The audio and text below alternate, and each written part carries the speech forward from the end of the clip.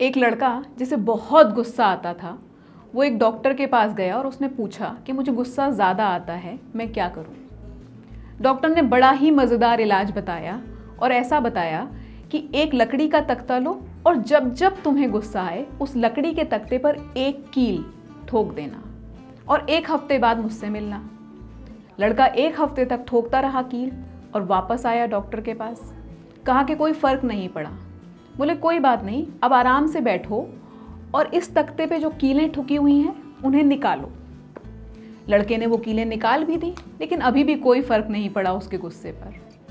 तो डॉक्टर ने ये बताया कि ये गुस्सा कम करने के लिए नहीं है, ये तुम्हें ये समझाने के लिए था कि गुस्सा चला भी जाता है तो वो निशान कीलों के वहीं छूट जाते हैं हमारे दिमाग पर। इतना हार्मफुल हो सकता है गुस्सा करना, और गुस्सा अगर रह जाए दिमाग के अंदर, सिर के अंदर, तो बहुत ज़्यादा नुकसान हो सकता है।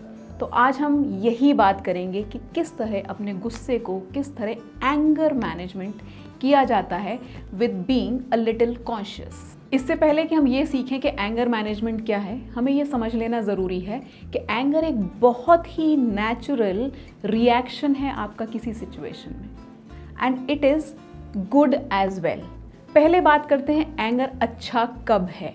एंगर अच्छा तब है जब आप अपना पॉइंट ऑफ व्यू दूसरे को बताना चाहते हैं। आपकी रिलेशनशिप में आपके डिफरेंसेस ख़त्म करने के लिए एंगर अच्छा है, लेकिन ये एंगर अगर ज़्यादा देर तक रहे और हमेशा रहे तब वो दिक्कत की बात है। 3 तरह का एंगर है जो आपके लिए बहुत ख़राब है, जो अनहेल्दी वे ऑफ एंगर है। उसको आइडेंटिफाई कीजिए। पहला तरीका है बीइंग पैसिव अग्रेसिव। इसका मतलब ये है कि आप नाराज़ किसी और बात पे हैं, गुस्सा किसी और बात से है, लेकिन निकल किसी और चीज़ पे रहा है। शायद आप हस्बैंड से नाराज़ हैं लेकिन बच्चों पर गुस्सा निकाल रहे हैं। ये है पैसिव अग्रेसिव। दूसरे तरह का रिएक्शन है रॉन्ग टाइमिंग, यानी कल किसी बात पे नाराज़ हुए थे, गुस्सा हुए थे और आज उस बात का गुस्सा निकाला जाए। या फिर थर्ड है on going anger. On going anger का मतलब है वो गुस्सा, वो नाराज़गी जो आपके साथ हमेशा चलती रहती है। आप चिड़चिड़े अगर हैं तो ये बुरा है।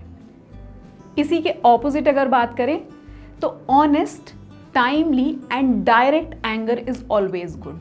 मतलब वो 3 तरीके थे रॉन्ग एंगर के, और ये 3 तरीके हैं right way of showing your anger. Being honest, being timely and being direct about your anger, not indirect. So here is a food for thought for you. क्या आपने कभी सोचा है कि स्मोकिंग जोन और कोप भवन, सुना है ना वर्ड? पुराने ज़माने में राजा महाराजाओं के यहाँ राजमहलों में कोप भवन हुआ करते थे। इनमें कोई रिलेशनशिप है? Think about it. वीडियो के एंड में हम बात करेंगे क्यों। जब हम बात करते हैं एंगर मैनेजमेंट के बारे में तो हम सिर्फ और सिर्फ बात कर रहे हैं if that anger is uncontrollable, if it is prolonged and if it is there with you for all the time. अगर आपके साथ ऐसा है तो ये आने वाले टिप्स आपके ही लिए हैं। सबसे पहला काम जो हमें करना है, जो हम किसी भी इम्प्रूवमेंट में करते हैं, वो है बीइंग कॉन्शियस। यानी कि जब आप नाराज़ होते हैं, कॉन्शियस रहिए और ऑब्जर्व कीजिए आपके रिएक्शंस, आपके बॉडी के रिएक्शंस। इंटरनली क्या हो रहा है, कहाँ दर्द हो रहा है, कहाँ अनकंफर्टेबल महसूस हो रहा है। हो सकता है आपकी हार्ट बीट बढ़े, हो सकता है आपको पसीना आने लगे। ये ऑब्जर्व कीजिए। सेकंड स्टेप है टू स्लो डाउन। थोड़ा सोचिए, रुकिए, स्टॉप।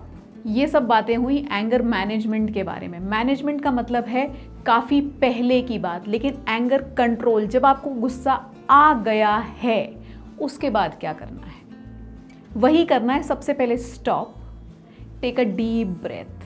हमने सबने सुना है ना बचपन में, जब भी गुस्सा आए तो काउंट कीजिए 1 to 10। बिल्कुल वही करना है। टाइम लेना है और लंबी सांस लेना है। लंबी सांस लेने से आपके दिमाग में सोचने समझने की शक्ति बढ़ती है और हम ध्यान दे पाएंगे कि इसका इफ़ेक्ट क्या होगा। हमने ये सोच समझ कर के इसका क्या असर पड़ेगा, रिफ्लेक्ट तो कर लिया है। अब हमें करना है रिस्पॉन्ड। टाइमली रिस्पॉन्ड कीजिए अपने एंगर को। वो एंगर दबा कर नहीं रखना है। क्योंकि आपको पता है ना, जब वो दबा हुआ एंगर वॉल्केनो की तरह फटता है तब वो ज़्यादा नुकसान करता है। स्टॉप होने के बाद भी लगे कि एंगर एक्सप्रेस किया जाना चाहिए तो थर्ड स्टेप है टू एक्सप्रेस इट। लेकिन याद रखिए वो best practices to express your anger वो हैं timely, honest and direct. Now when you are expressing the anger, keep it to yourself. Yourself का मतलब है आई और मी ऊपर रखिए। बजाय ये कहने के बच्चों से कि तुम लोग सामान फैलाते हो तो मुझे गुस्सा आता है, बोलिए सामान फैला रहता है तो मुझे गुस्सा आता है। अवॉइड यू, इंक्लूड मी और आई।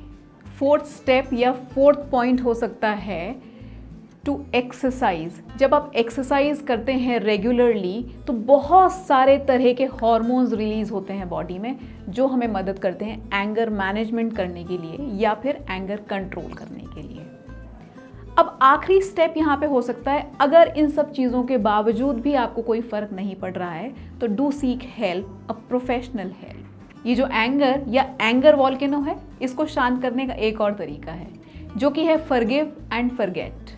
इसके बारे में बहुत डिटेल में बात करेंगे अपने नेक्स्ट वीडियो में, लेकिन जाने से पहले आपका वो फूड फॉर थॉट, उसके बारे में बात कर लेते हैं। स्मोकिंग जोन और कोप भवन, इनमें क्या रिलेशनशिप है, क्या सिमिलैरिटी है?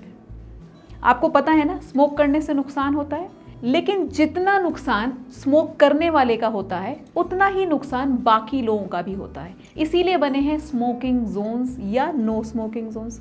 उसी तरह से जब आप नाराज़ होते हैं, जब आप गुस्सा होते हैं, जब आप एंग्री होते हैं तो आपका नुकसान तो होता ही है, साथ में आपके आसपास वालों का भी नुकसान होता है। इसीलिए बनाए गए थे कोप भवन। तो आप अपने घर में भी बनाइए एंग्री जोन या नो एंगर जोन। अपना ख्याल रखिए और अपने आसपास वालों का ख्याल रखिए। Be safe and be happy. अगर आपको वीडियो अच्छा लगा हो तो लाइक, शेयर, कमेंट ज़रूर कीजिए, बेल बटन हिट कीजिए और चैनल को सब्सक्राइब कीजिए। Thank you so much. Happy learning.